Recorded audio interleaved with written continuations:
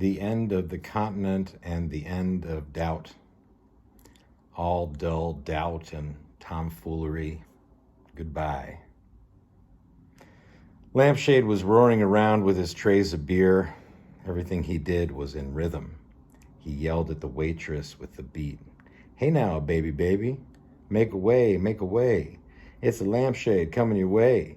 And he hurled by her with the beers in the air and roared through the swinging doors in the kitchen and danced with the cooks and come sweating back.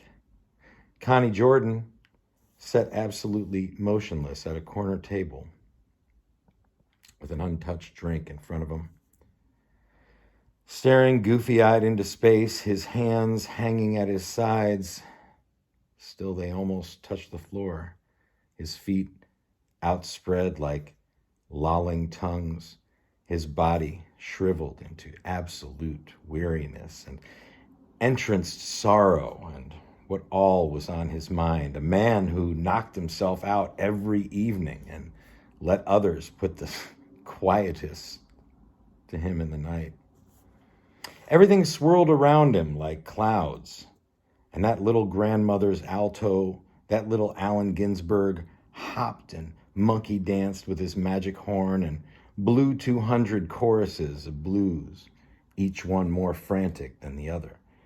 And no signs of failing energy or willingness to call anything a day. The whole room shivered. It has since been closed down, naturally. On the corner of 5th and Howard, an hour later, I stood with Ed Saucier and San Francisco alto man who waited with me while Neal made a phone call in a saloon to have Bill Thompson pick us up. It wasn't anything much. We were just talking. Except that suddenly we saw a very strange and insane sight. It was Neal. He wanted to give Bill Thompson the address of the bar, so he told him to hold the line a minute and ran out to see. And to do this, he had to rush pell-mell through a long bar of brawling drinkers in white shirts, go to the middle of the street and look at the post signs. He did this, crouched low to the ground like Groucho Marx, his feet carrying him with amazing swiftness, and came out of the bar like an apparition with his balloon thumb stuck up in the night, and came to whirling stops in the middle of the road, looking everywhere above him for the signs. They apparently were hard to see in the dark, and he spun a dozen times in the road, thumb upheld in a wild, anxious silence, so anybody coming along the street would see this, a wild-haired person with a ballooning thumb held up in a great goose of the sky, spinning and spinning in the dark, the other hand distractedly inside his pants. Ed Saucier was saying, I blow a sweet tone wherever I go, and if people don't like it, it ain't nothing I can do about it. Say, man, that buddy of yours is a crazy cat. Look at him over there. And we looked. There was a big silence everywhere as Neal saw the signs and rushed back into the bar, practically going under someone's legs as they came out and gliding so fast through the bar a second time that everybody had to make a double take to see him. A moment later, Bill Thompson showed up with the same amazing swiftness. Neal glided across the street and into the car door without a sound. We were off again. Now, Bill, I know you're all hung up with your wife about this thing, but we absolutely must make Thornton and Gomez in the incredible time of 3 minutes, or everything is lost. Yes, in the morning, Jack and I are leaving for New York, and this is absolutely our last night of kicks, and I know you won't mind. No, Bill Thompson didn't mind. He only drove through every red light he could find and hurried us along in our foolishness. At dawn, he went back to bed. Neal and I ended up with a guy called Walter who invited us to his home for a bottle of beer. He lived in the tenements in the back of Howard. His wife was asleep when we came in. The only light in the apartment was the bulb over her bed. We had to get up on a chair and unscrew the light bulb as she lay smiling beneath us. She was about 15 years older than Walter. and the sweetest woman in the world. Then we had to plug in the extension over her bed, and she smiled and smiled. She never asked Walter where he'd been, what time it was. Finally, we were set in the kitchen with the extension and sat down around the humble table to drink the beer and tell the stories. We told Walter to tell us his story. And he said he was in a whorehouse in L.A., where they had a monkey at the entrance that you had to place a bet with. And if you lost, the monkey gave it to you up the back. If you won, a girl was yours for free. He insisted this was a true story. That monkey, he said, ain't never seen such a monkey. Place the bet in the cage, and the monkey roll the cage and dice come out. Man lose a bet to that monkey and gets himself britched. I ain't telling you no lie. That's the monkey. Neal and I were delighted with the story. Then it was time to leave and move the extension back to the bedroom and screw back the bulb. And Walter's wife smiled and smiled as we repeated the thing all over again. And she never said a word. Out on the damn street, Neal said, "Now you see, man, there's a real woman for you.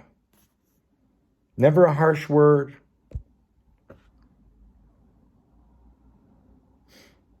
Never a complaint.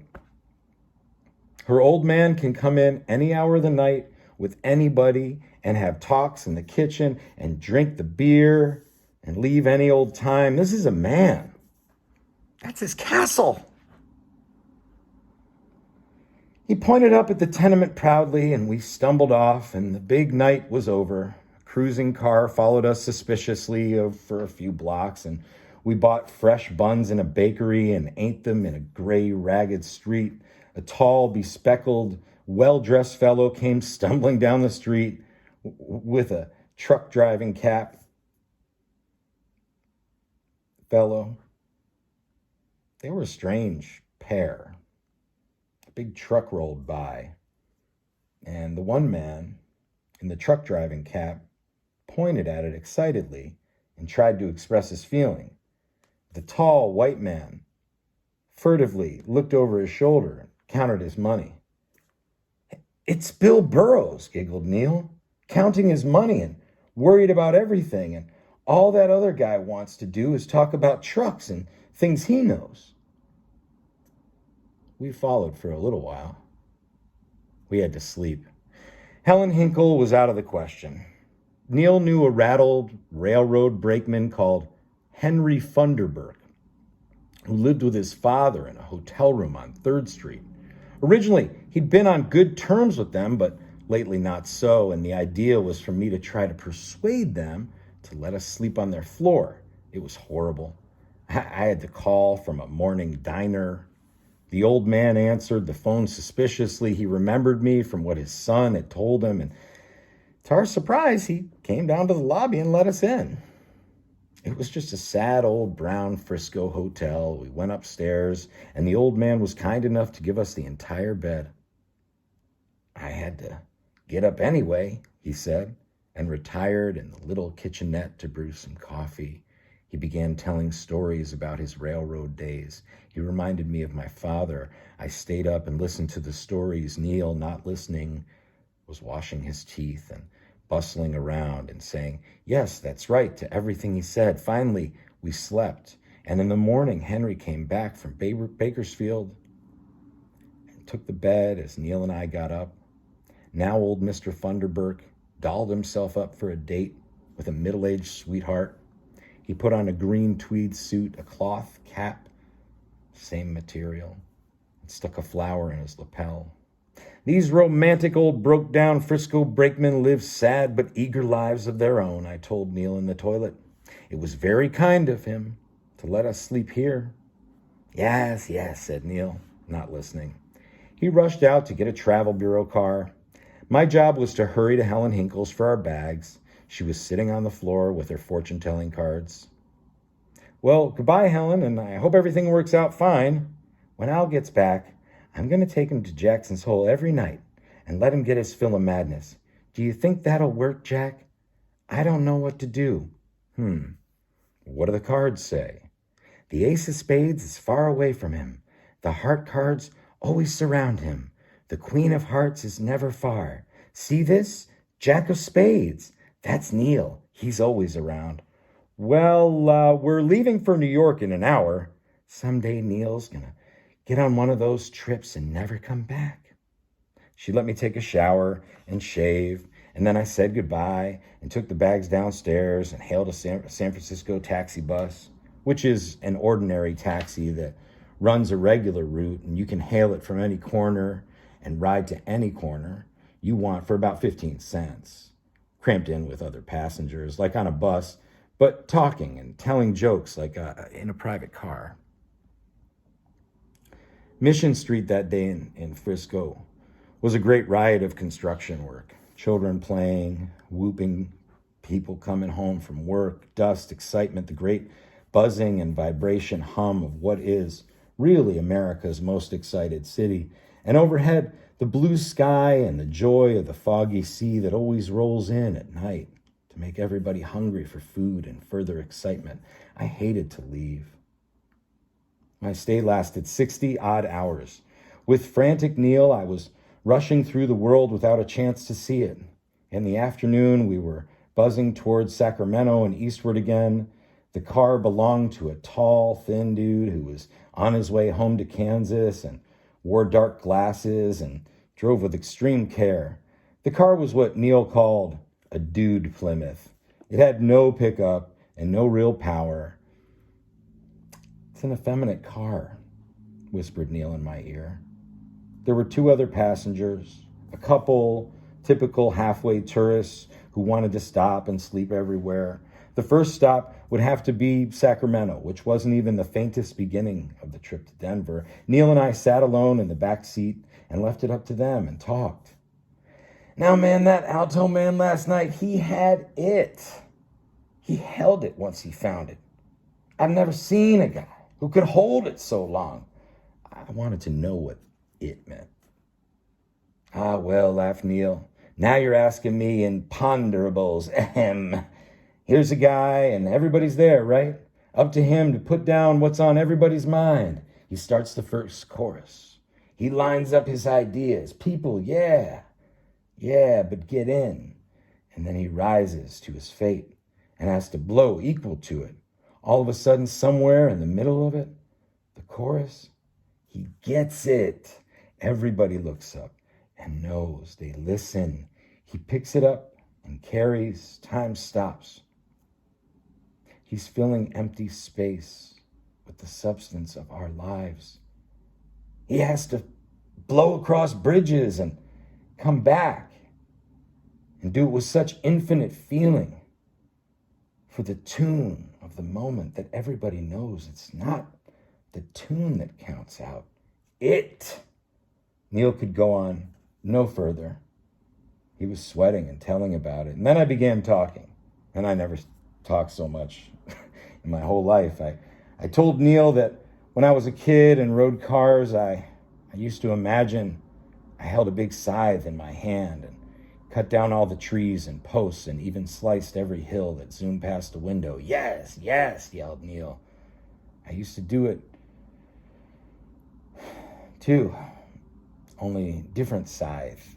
I'll tell you why. Driving across the West with the big long stretches, my scythe had to be immeasurably longer, and it had to curve over distant mountains, slicing off their tops and reaching another level to get at further mountains, and at the same time, clip off every post along the road, regular throbbing poles. For this reason, oh man, I have to tell you now, I have it. I have to tell you, the time my father and I and a raggedy bum from Larimer Street took a trip to Nebraska in the middle of the Depression to sell fly swatters and how we made them. We bought pieces of ordinary, regular old screen and pieces of wire that we twisted double and little pieces of blue and red cloth to sew around the edges, and all of it for a matter of cents in 5 and 10, and made thousands of fly swatters.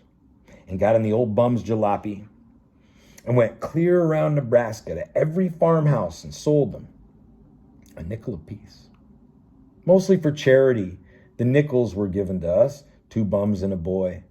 Apple pies in the sky, and my old man in those days was always singing, "Hallelujah, I'm a bum, bum again." And man, now listen to this. After 2 whole weeks of an incredible hardship and bouncing around and hustling in the heat to sell these awful makeshift fly swatters, they started to argue about the division of the proceeds and had a big fight on the side of the road, and then made up and bought wine, began drinking wine, and didn't stop for 5 days and 5 nights while I huddled and cried in the background. When they were finished, every last cent was spent, and we were right back where we started from, Larimer Street. And my old man was arrested, and I had to plead at court to the judge to let him go because he was my pa and I had no mother. Jack, I made great mature speeches at the age of 8 in front of interested lawyers. And that's when Justin Brierly first heard of me, because then he was just beginning to take interest in founding a special juvenile court with particular humane emphasis on the problems of beat children in and around Denver and the Rocky Mountain District. We were hot. We were going east. We were excited. "Let me tell you more," I said, and only as a parenthesis within what you're saying, and to conclude my last thought, as a child back in my father's car, in the back seat, I also had visions of myself on a white horse, riding alongside over every possible obstacle that presented itself. This included dodging posts, hurling around houses, sometimes jumping over when I looked too late, and running over the hills across sudden squares with traffic that I had to dodge them. Incredibly. "Yes, yes, yes," breathed Neal, ecstatically. Only difference with me was I myself ran. I had no horse. You were an Eastern kid and dreamed of horses. Of course, we won't assume such things, as we know they are really draws and literary ideas, but merely that I, in my perhaps wilder schizophrenia, actually ran on foot along the car at incredible speeds, sometimes 90, making it over every bush and fence and farmhouse, and sometimes taking quick dashes to the hills and back without losing a moment's ground. We were telling these things, and we were both sweating. We had completely forgotten about the people up front, who began to wonder what was going on in the back seat.